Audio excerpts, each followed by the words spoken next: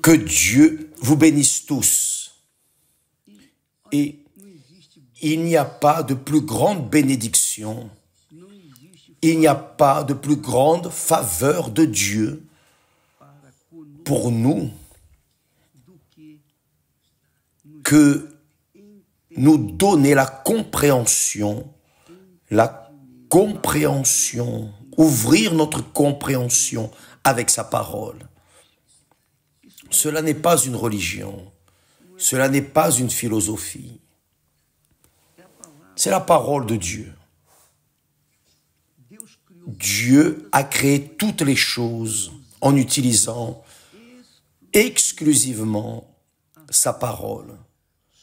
Seul l'homme et la femme, il les a faits avec ses mains, il a utilisé ses mains. Mais les cieux, la terre, toute la grandeur, les étoiles, tout ce qui existe, les animaux, tout ce qui existe, il a créé avec sa parole. Et j'aimerais que vous pensiez, raisonniez à ce sujet. Dieu a créé toutes les choses avec sa parole, exclusivement sa parole. Il a créé toutes les choses. Quand une personne pense à cela,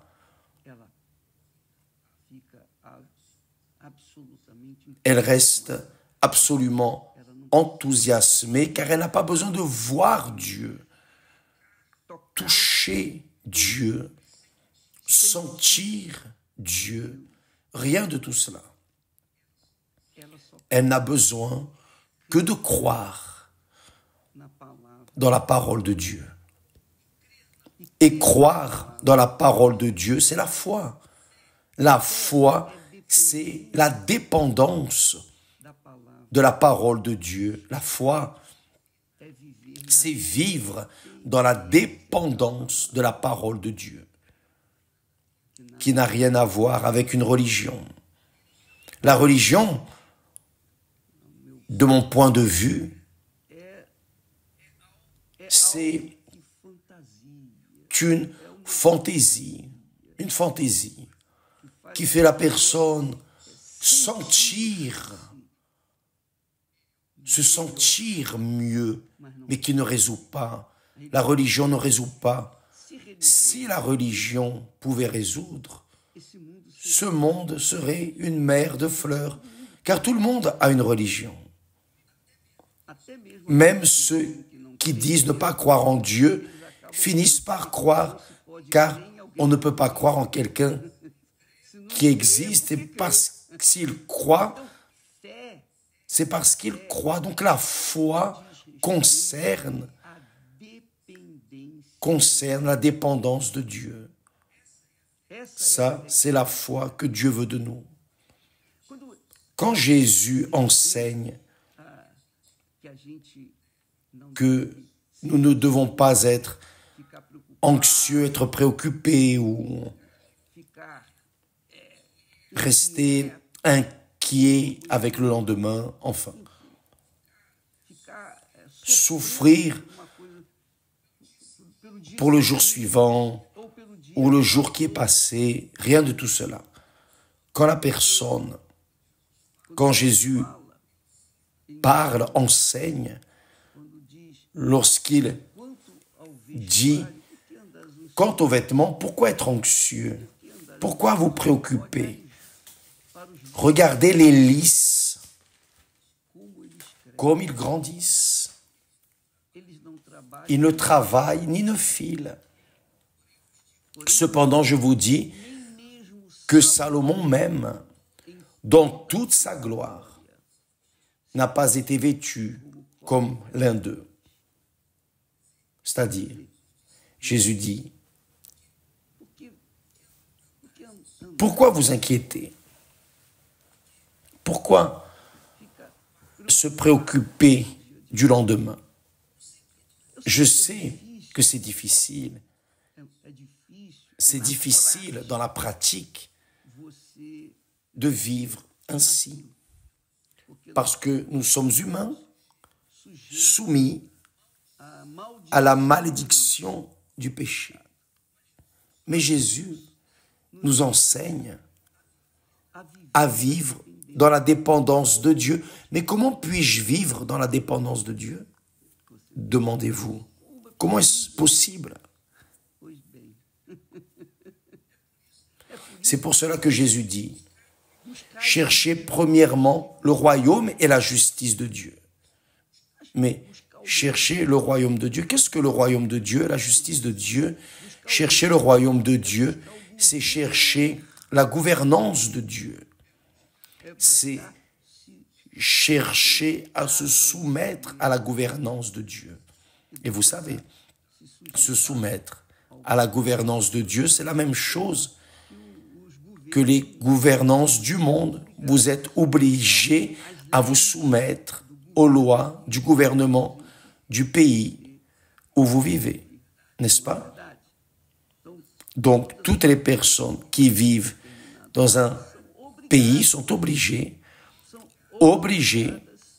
à observer les lois de ce pays. Ce qui veut dire qu'elles sont obligées à accomplir les lois du pays. Elles vivent sous le gouvernement du pays. Donc, elles sont obligées à avoir une conduite en accord avec les lois de ce pays. Qu'elles soient étrangères ou citoyennes du pays, peu importe. Ce qui compte est le suivant.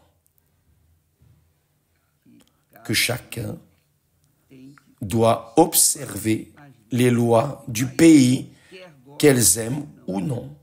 Pourquoi? Car ce sont des personnes qui vivent sous ce gouvernement. Et Jésus dit précisément cela. Cherchez premièrement à servir Dieu, à vous soumettre à Dieu. Mais comment puis-je me soumettre à Dieu? En écoutant et en obéissant à sa parole. C'est ça. Lorsque nous écoutons et obéissons, pratiquons la parole de Dieu, nous sommes en train de nous soumettre à Dieu. Nous sommes en train de vivre dans le royaume de Dieu. Ah, évêque, mais c'est très difficile. C'est très difficile. Oui, ce n'est pas facile. Mais pour que nous puissions faire cela, nous avons besoin du Saint-Esprit. Vous vous rappelez, nous parlions hier, quand la personne, le Saint-Esprit est le substitut de Jésus. Quand Jésus était ici sur terre, il conduisait ses brebis, ses disciples. Quand Jésus est monté, ressuscité, et s'est assis à la droite du Père, il a alors envoyé le Saint-Esprit. Le Saint-Esprit est venu, il est là. Le Saint-Esprit est là, dans ce monde. Saviez-vous cela? Il est là où vous êtes. Il est en tous les lieux. Il est omniprésent, il est omniscient, il sait toutes les choses. Et il est omnipotent, il est le Tout-Puissant, il est grand, il sait toutes les choses. Il sait tout. Rien ne passe sans qu'il n'en ait la connaissance. Donc, lorsque nous recevons le Saint-Esprit, lorsque nous sommes scellés, c'est le terme, le sceau, la marque, le tampon de Dieu. Quand nous avons ce tampon de Dieu dans notre vie, naturellement, nous observons la parole de Dieu. Nous appuyons notre vie, nous soutenons la vie, nous dirigeons notre vie en accord avec ce qui est écrit dans la parole de Dieu. Cela signifie le royaume de Dieu, vivre chercher à vivre dans le royaume de Dieu. Premièrement, le royaume de Dieu. Donc, quand une personne cherche le Saint-Esprit et reçoit, alors le Saint-Esprit va conduire sa pensée. Le Saint-Esprit va diriger ses pensées. D'ailleurs, il y a ici un texte très intéressant qui parle au sujet de la direction du Saint-Esprit. La direction du Saint-Esprit dans la vie de ceux qui sont soumis à sa gouvernance, la gouvernance de Dieu. Le texte sacré dit, Dieu parlant, il dit, « Voici l'alliance que je ferai avec eux après ces jours-là, dit le Seigneur. Je mettrai mes lois dans leur cœur et je les écrirai dans leur esprit. Je les écrirai dans leur esprit. » Parce que les personnes se trompent car elles n'obéissent pas à la parole de Dieu. Mais elles n'obéissent pas parce qu'elles ne comprennent pas, elles ne savent pas ce qui est correct ni ce qui est erroné. Elles vivent dans un contexte d'un monde menteur, trompeur. Nous vivons dans un monde endiablé. Mais il dit, je mettrai mes lois dans leur cœur, c'est-à-dire dans leurs âmes, leurs sentiments et compréhensions. Et il ajoute, je ne me souviendrai plus de leurs péchés ni de leurs iniquités. C'est-à-dire, qui cherche le royaume de Dieu et trouve, bien sûr, tout ce qui cherche trouve, ce qui demande reçoivent. Celui qui frappe, on lui ouvrira la porte.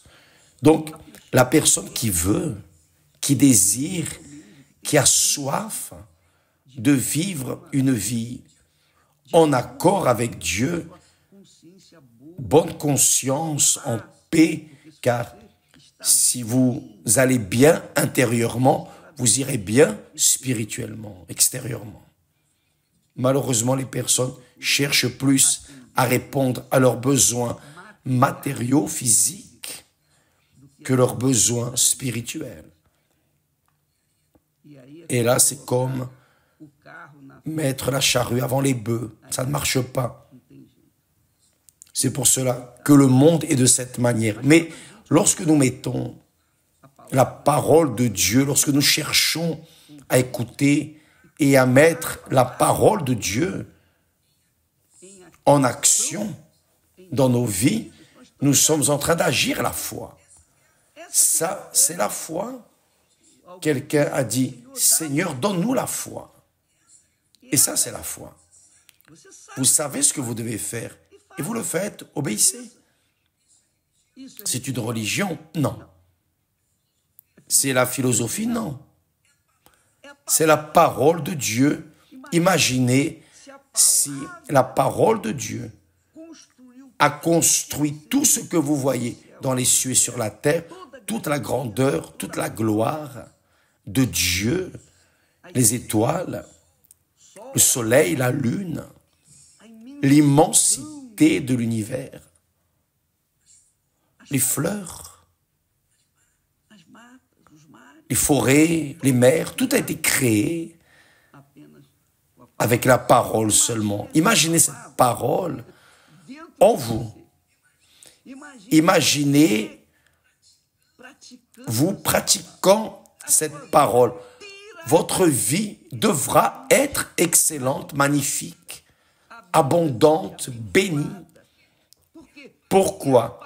Parce que c'est la parole de Dieu qui est en train d'être exercée en vous.